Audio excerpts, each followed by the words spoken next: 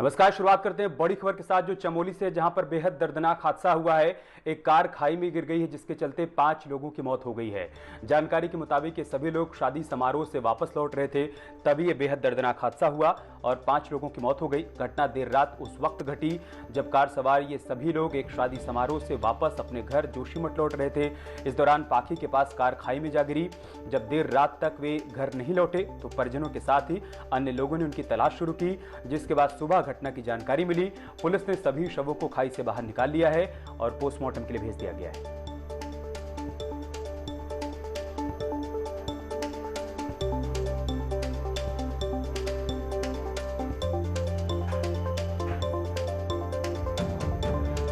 और चमोली से हमारे सहयोगी प्रभात इस वक्त फोन लाइन पर हमारे साथ जुड़ चुके हैं। प्रभात, क्या जानकारी इस हादसे के बारे में? अभी तो आपको बताना चाहूंगा, जो ये हादसा हुआ है पाखी के समीप, जिसमें स्विफ्ट कार में 5 लोग सवार थे। 5 लोगों की घटनास्थल पर ही दर्दनाक मौत हो गई है। यहाँ पर जो रेस्क्यू बचाव कार्य एसडीआरएफ की टीम के द्वारा जो है 5 शवों को खाई से निकाला गया। हालांकि सड़क तक लाने में काफी मशक्कत करनी पड़ रही है, चट्टानी इलाका है। अभी एक शव को जो है सड़क तक ले आए हैं और बाकियों को सड़क तक लाने का काम यहाँ पर जारी है। और जो स्थानीय लोग हैं उनमें जो है काफी आक्रोश इस हादसे को लेकर है। ये माना जा रहा है कि जो ऑल वेदर सड़क कटिंग का यहाँ पे काम चला था और यहाँ पे पुल बनाया जा रहा था। जो इस पुल पे जो है जो यहाँ पर डाइवर्जन होते हैं, डाइवर्जन का कोई सिंबल यहाँ पर नहीं लगाया गया था। जो बैरिकेडिंग जो होती है वो नहीं यहाँ पर लगाई गई थी, जिसके चलते जो है ये हादसा हुआ है। और स्थानीय लोगों में जो निर्माणदायी संस्था है एनएच और निर्माणदायी संस्था के खिलाफ यहाँ पर काफी आक्रोश है। जी ठीक है, बहुत शुक्रिया आपका हमारे साथ जुड़ने के लिए और जानकारी हम तक पहुंचाने के लिए। तो बेहद दर्दनाक हादसा हुआ है और इस हादसे में 5 लोगों ने अपनी जान गंवा दी है।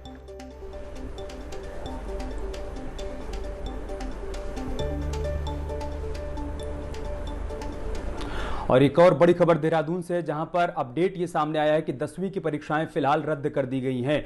उत्तराखंड बोर्ड ने यह बड़ा फैसला लिया है। बढ़ते कोरोना संक्रमण को देखते हुए 10वीं की परीक्षाएं रद्द कर दी गई हैं और साथ ही 12वीं की परीक्षाएं फिलहाल टाल दी गई हैं। 1 जून के बाद यह तय किया जाएगा कि 12वीं की परीक्षाएं करवाई जाएंगी या फिर नहीं, लेकिन फिलहाल ये बड़ा फैसला उत्तराखंड बोर्ड की तरफ से 10वीं की परीक्षाएं रद्द हो गई हैं। इंटरमीडिएट की परीक्षाएं स्थगित कर दी गई हैं। सीबीएसई की तर्ज पर ही उत्तराखंड बोर्ड ने भी एग्जाम नहीं करवाने का फैसला किया है। 12वीं के एग्जाम 1 जून के बाद ये तय होंगे कि करवाए जाएंगे या फिर नहीं।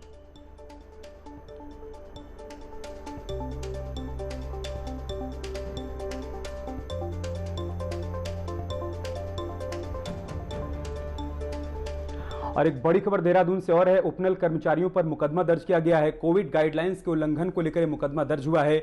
शुरुआती जानकारी यही सामने आ रही है देहरादून से कि उपनल कर्मचारियों पर मुकदमा दर्ज हुआ है। 400 कर्मचारियों पर यह मुकदमा दर्ज किया गया है। कोरोना की गाइडलाइंस का पालन नहीं करने पर डालनवाला थाने में केस दर्ज हुआ है।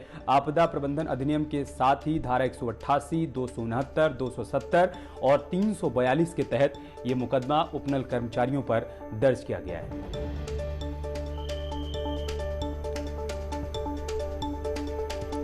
तो बड़ी खबर हम आपको बता रहे हैं, 400 कर्मचारियों पर मुकदमा दर्ज हुआ है। उपनल के सभी कर्मचारी हैं। कोरोना गाइडलाइंस के उल्लंघन का इन सभी पर आरोप है, जिसके बाद इन सभी पर एक कार्रवाई हुई है, मुकदमा दर्ज किया गया है और आगे अब कार्रवाई की बात कही जा रही है। दरअसल जो गाइडलाइंस सरकार की तरफ से जारी की गई हैं उनका पालन नहीं किया जा रहा था, उसका उल्लंघन हो रहा था, जिसके बाद उपनल के 400 कर्मचारियों पर यह मुकदमा दर्ज हुआ है। दरअसल इन सभी की तरफ से प्रदर्शन किया जा रहा था। इस दौरान कोविड गाइडलाइंस का उल्लंघन हो रहा था। धारा 188, 269, 270 और 342 के तहत इन सभी पर मुकदमा दर्ज हुआ है।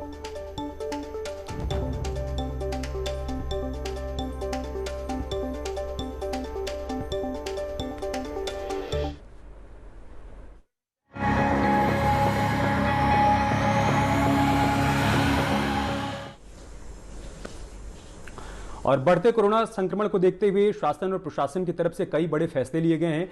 उसी फैसले में एक फैसला यह भी है कि नाइट कर्फ्यू लगाया गया है। आज संडे को लॉकडाउन किया गया है। सभी मार्केट को बंद करवाया गया है ताकि लोगों के फुटफॉल को कम किया जा सके। बहुत आवश्यक अगर हो तभी लोग घरों से बाहर निकलें। जरूरी सेवाओं को फिलहाल खोला गया है। हरिद्वार के बाजार में कैसी स्थिति देखने को मिल रही है, ये बता रही है हमारी सहयोगी भारती सकलानी। कोविड का खतरा जिस तेजी के साथ बढ़ रहा है, उसके बाद सरकार की तरफ से ये फैसला लिया गया है कि प्रदेश भर में साप्ताहिक बंदी इंप्लीमेंट करवाई जाए। हरिद्वार में इसी कड़ी में आज से दिन भर बाजार बंद रहने वाले हैं और उसका पालन होता हुआ भी नजर आ रहा है। सिर्फ जरूरी सेवाओं की दुकानों को ही यहाँ पर खोला गया है।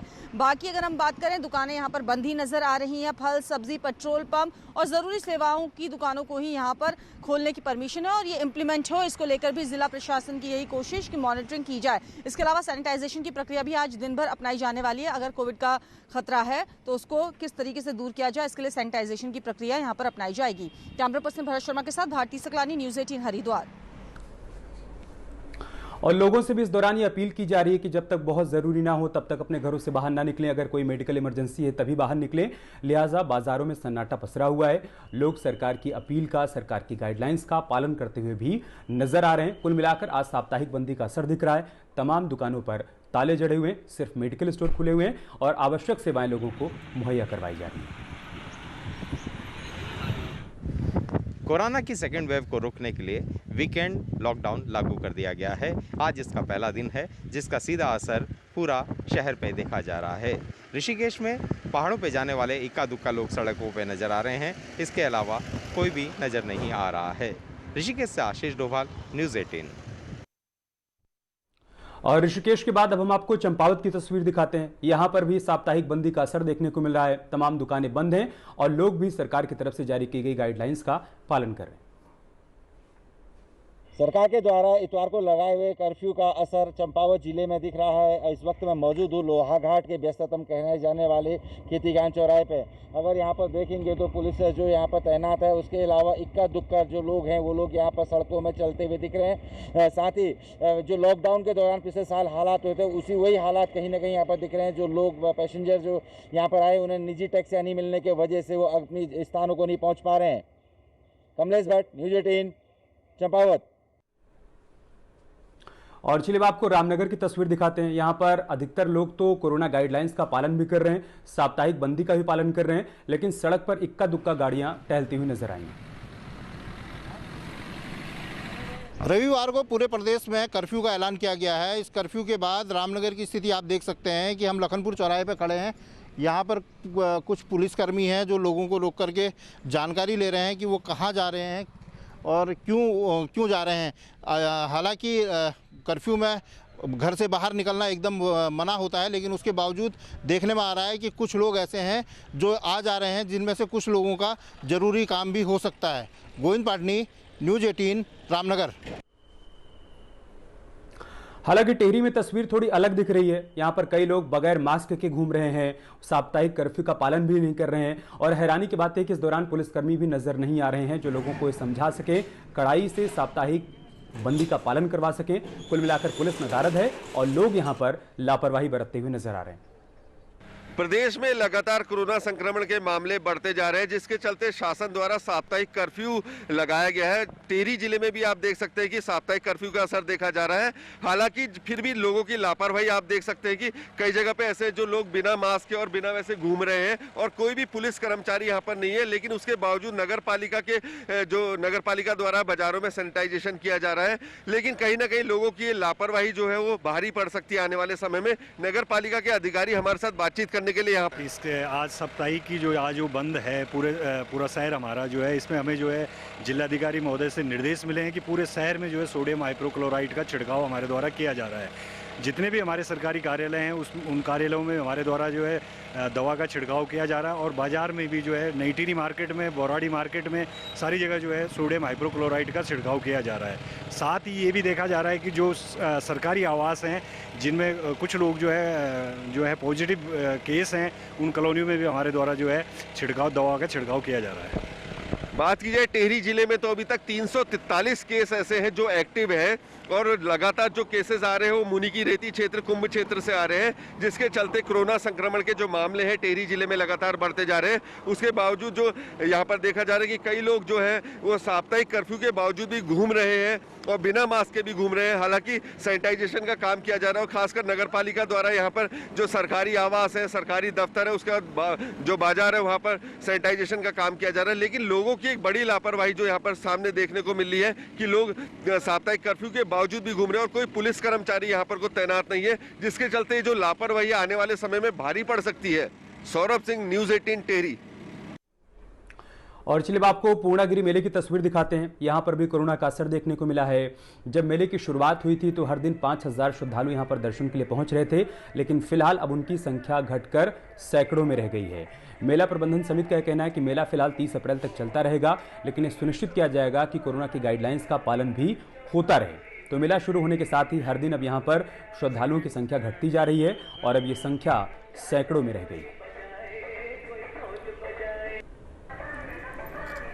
हम लोग आए बरेली फतेहगंज पूर्वी से, ठीक है। पूर्णागिरि इस टाइम बहुत मतलब भीड़ होता था, लेकिन इस साल नहीं हो रहा है। इसका मेन कारण है कोविड, ठीक है, और दूसरा कारण है सरकार ने यहाँ पे कर्फ्यू लगा दिया। तो लोग कोरोना की गाइडलाइंस का पालन करें, अपने आप को सुरक्षित रखें, अपनों को सुरक्षित रखें। इसको लेकर लगातार जागरूकता अभियान चलाया जा रहा है, संदेश भी दिया जा रहा है। संदेश देने में बच्चे भी पीछे नहीं है। एक स्कूल के बच्चों ने संदेश दिया है और उनके संदेश का वीडियो वायरल हो रहा है। बच्चे लोगों से यही अपील कर रहे हैं कि प्लीज कोरोना गाइडलाइंस का पालन करिए, मास्क लगाइए और हाथों को सैनिटाइज करिए। नमस्कार, मैं भवेणियो तुम उनके जैसे कि पत्ते चे कोरोना दिशा लहर बहुत खतरनाक छे और हम छोटे 19 तुम उनके निवेदन करनु की तुम मास्क जरूर लगावे रखिया और वे मतलब जी कहकर दूसरे घर न जाया और दीदा जरूरी बनावे रखिया।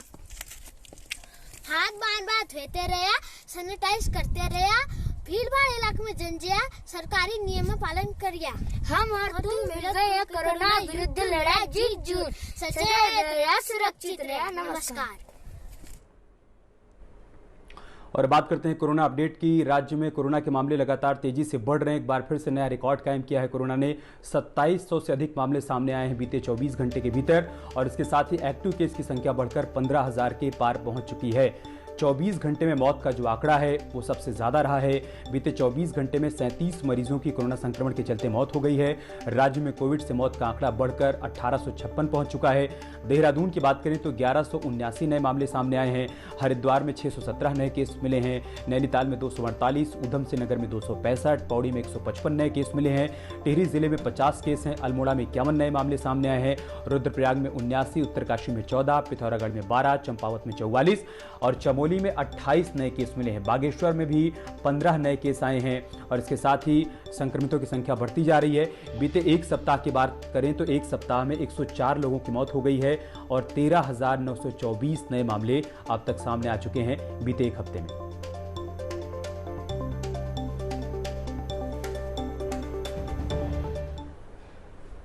और एक बड़ी खबर देहरादून से है, जहां पर अब स्वास्थ्य कर्मी भी कोरोना की चपेट में आते जा रहे हैं।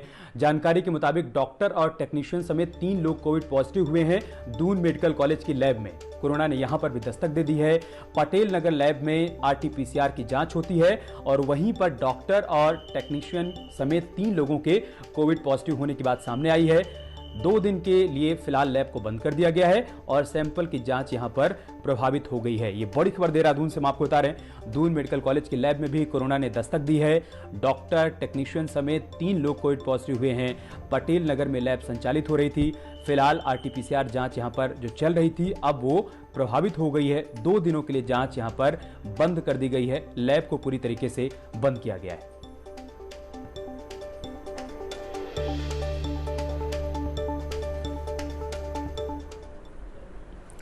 और अब खबर नैनीताल से। यहां पर कोरोना टेस्टिंग को लेकर लापरवाही सामने आ रही है। जिस हिसाब से यहां पर टेस्टिंग होनी चाहिए थी उसमें लापरवाही देखने को मिल रही है। स्वास्थ्य कर्मियों की तरफ से लापरवाही की बात भी सामने आ रही है। एक हफ्ते में सिर्फ यहां पर 9000 टेस्ट किए गए हैं। हालांकि नैनीताल में पॉजिटिविटी रेट सबसे ज्यादा है। कुल टेस्ट का 15% पॉजिटिव केस यहीं से सामने आए हैं और नैनीताल में 1500 से ज्यादा एक्टिव केस मौजूद हैं। उसके बावजूद यहां पर टेस्टिंग की संख्या बहुत कम है।